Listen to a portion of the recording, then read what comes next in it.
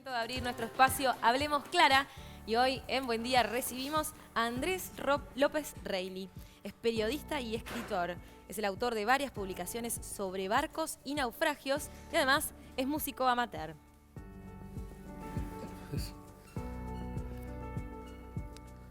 Muy bien, un gusto recibirte, Andrés. ¿Cómo te va? Muy bien, muchas gracias. Insisto que alguna vez debes venir con el tema de la música porque quizás es la faceta menos conocida, quizás tuya. Sí, es mi faceta amateur, pero sí. Que... Está bien, pero figura en todas tus fichas sí, figura, es verdad. Así que eso de tan amateur capaz que muchos es años relativo. con eso también, sí, cierto. Bueno, lo hablábamos más temprano, justamente Un buceo por la historia, es este nuevo libro que se ha dedicado, ahí está, se ha dedicado a Andrés López Reilly, periodista, escritor, a rastrear en un tema que lo apasiona, que le gusta. Y hablábamos el sábado en la radio sobre los cazadores de tesoros y recibí algunos mensajes, que no tuvimos tiempo de compartirlo, Andrés, que si bien hay una mirada un poco romántica a través de las series, de las películas, el cine de los buscadores de tesoros, también están quienes los acusan y los ponen como los malos de la película, que son interesados, que son comerciantes, que están depredando el patrimonio que está submarino. Sí, evidentemente hay una figura, han sido muy denostados los buscadores de tesoros y algunos gobiernos se han encargado de ponerlos en un lugar malo, ¿no? Pero bueno, también hay que decir que los emprendimientos privados en nuestro país y en otros lugares del mundo son los que han logrado obtener cosas que muchos uruguayos han visto. En realidad muy pocos uruguayos han visto elementos obtenidos de un naufragio, ¿no? Y esto se debe a que la política del Estado justamente va en contra de eso, ¿no? La política del Estado en el sentido patrimonial va en contra. Y las pocas veces que sí hemos visto cañones, otros elementos obtenidos de naufragios, han sido rescatados por buscadores de tesoros, los denostados buscadores de tesoros, como te decía recién. Entonces, digo, no se puede menospreciar esa actividad. Porque son los que invierten y arriesgan, claro, en realidad, ¿no? Claro. No olvidemos que el Estado tiene otras prioridades obvias. Y bueno, y esto es una actividad a riesgo, como tú decís, y una aventura, en cierta manera, porque buscar un barco naufragado hace 200 años implica muchísimo dinero. Héctor Vado, por ejemplo, hablaba de que invirtió cerca de 8 millones de dólares en Uruguay. Héctor Vado, para quienes no lo conocen, el que estuvo involucrado en la búsqueda del Graf Spee, del telémetro, del Águila, de los barcos en Punta del Este, como se menciona en este libro, como el Agamenón, el Salvador, que son barcos icónicos. Y bueno, todo eso demanda una investigación previa, histórica, la presentación de un plan de trabajo, la presentación de un arqueólogo para que supervise esas actividades. No es que un buzo se tira claro, donde se cree que hay un barco y entra a buscar con una linternita que hay ahí abajo. No, claro. Y todo eso son etapas en las que hay que autorizar, ¿no? Primero se da una autorización de búsqueda que tiene determinado tiempo. Si en ese determinado tiempo se obtiene algún elemento, se da una de rescate y muy posterior es la venta de esos objetos que se dividen 50% entre el Estado y el buscador de tesoros. Que en los hechos, digamos, y en el caso de estos naufragios de Punta del Este, pasados más de 20 años que se rescataron, todavía no se ha vendido nada, ¿no? Entonces, hay como una visión algunos tienen alguna visión sobre los buscadores de tesoros negativa, cuando ellos en realidad son empresarios que tienen derecho a ganar lo que le corresponde, ¿no? Y en definitiva también hay que ver qué son los tesoros, porque también tenemos la imagen del baúl lleno de monedas de oro y en realidad no necesariamente lo que está hundido es eso. Y para muchos de estos buscadores, arqueólogos, etcétera, es muy valioso encontrar un cañón, encontrar un águila o un telémetro de un barco importante. Y no solo eso, a ver, hay una imagen romántica de la que vos hablabas, Jaime, recién, sobre la búsqueda de tesoros y los naufragios, pero a ver, los barcos en el Río de la Plata al menos, no hay un barco entero de madera, mucho menos con sus velas, por supuesto. O sea, lo que quedan son básicamente las cosas que están sumergidas en la arena, o sea, la parte de abajo de los cascos y los metales, ¿no? Y que no todos los metales son tesoros, y a su vez al rescatar ese tipo de cosas... Ahí estamos viendo algo. Sí, como la que estamos viendo, que eso es en Punta del Este. Al rescatar ese tipo de cosas hay que hacerles tratamiento de preservación que lleva años. El cañón del Agamenón rescatado en Punta del Este llevó cerca de 5 años hacerle un tratamiento que se llama electrolítico para quitarle las sales, después hacerle todo un recubrimiento, y eso lleva años. Y eso hasta ahora ha sido a cuenta de de los buscadores de tesoro, ¿no? Sin duda. O sea, es muy costoso mantener las piezas fuera del agua. Claro, porque de alguna manera ahí tienen cierta protección. Sí, en su ambiente, en el ambiente que han estado durante Exacto. 2 siglos, ahí vemos el cañón del Agamenón. Hay un caso increíble que es el de Rodolfo Filippelli en Punta del Este, quien buscó la fragata San Rafael, encontró otro barco llamado La Gaditana, que él mantuvo de su presupuesto durante años todas las piezas que rescató. Nadie le pagó nunca nada y nunca pudo vender nada y él las mantuvo de su presupuesto, una cosa insólita. Bien, vayamos al libro, porque el libro, digo, sos periodista y maneja mucha información de la actualidad, de qué se está en el tratamiento de todo este tema patrimonial, de qué se vende, qué no se vende. Es un tema que no ha sido simple para tratar por el Estado uruguayo en distintas administraciones. Sigue siendo una discusión el tema de qué hacer con lo que está sumergido. Pero después, como elegís 3 barcos emblemáticos que están hundidos en Punta del Este, ahí aparece el escritor López Reilly, donde contás las anécdotas de la búsqueda y de ese barco y de cómo llegaron, casi que como cuentos de aventuras. Sí, para mí es muy importante la investigación periodística en este caso y fundamentar todo con documentos, ¿no? Yo te comentaba en la radio, esto tiene 3 fuentes básicamente.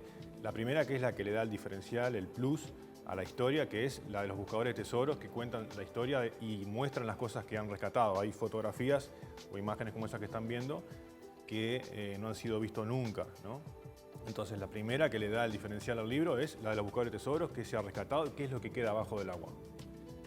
Después está toda la literatura universal del tema y por último, los documentos, no menos importantes, los documentos históricos, en este caso del Archivo de Indias de Sevilla, del Archivo General de la Nación de Argentina, de Uruguay también.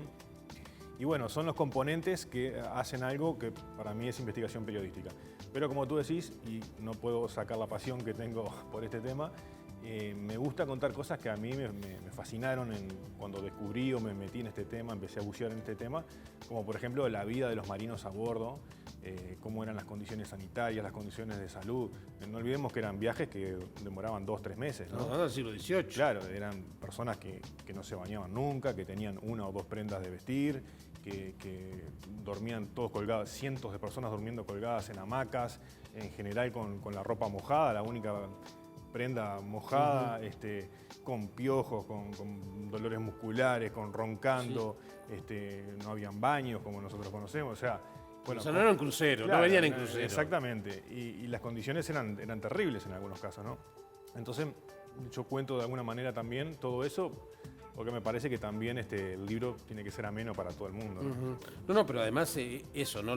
Porque además también contextualizar, o sea, esos 3 barcos que analizás, el Agamenón, el San Rafael y el otro.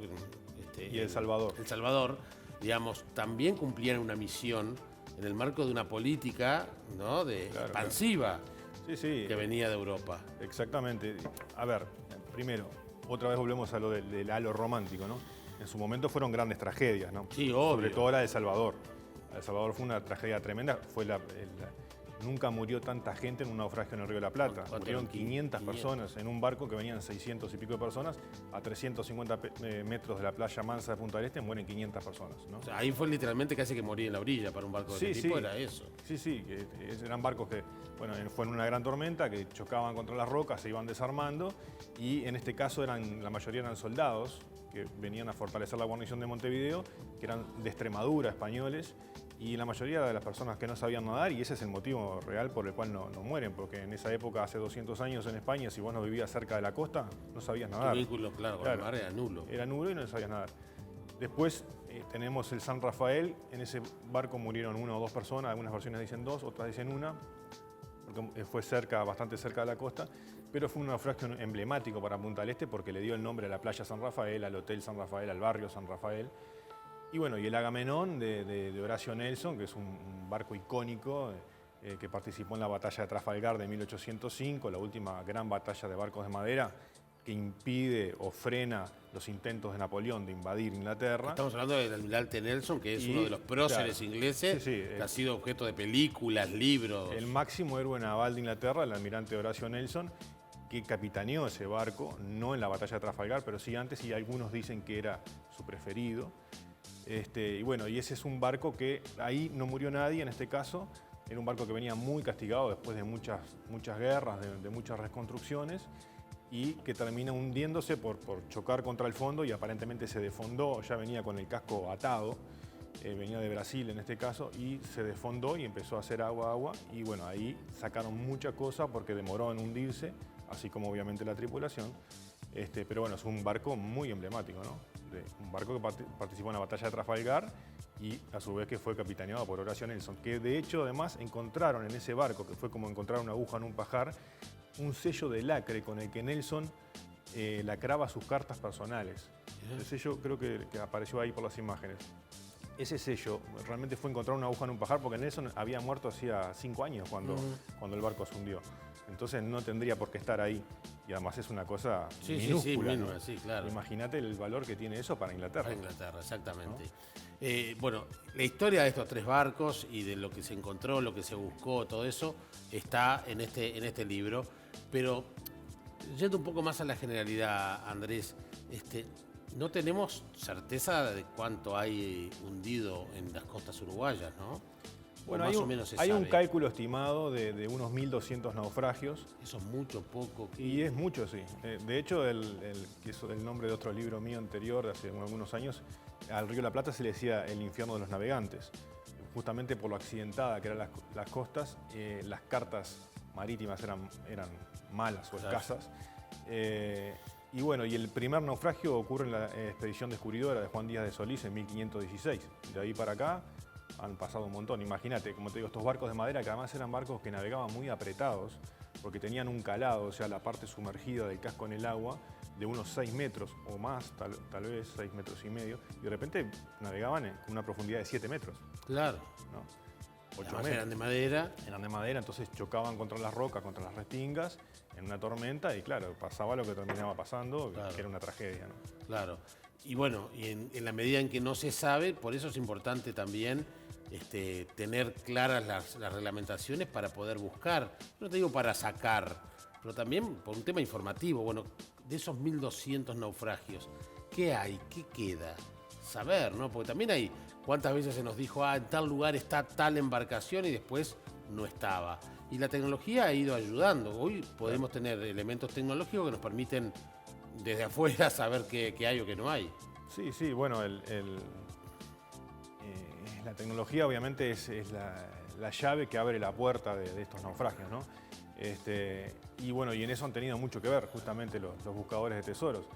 Y bueno, ¿cuánto hay?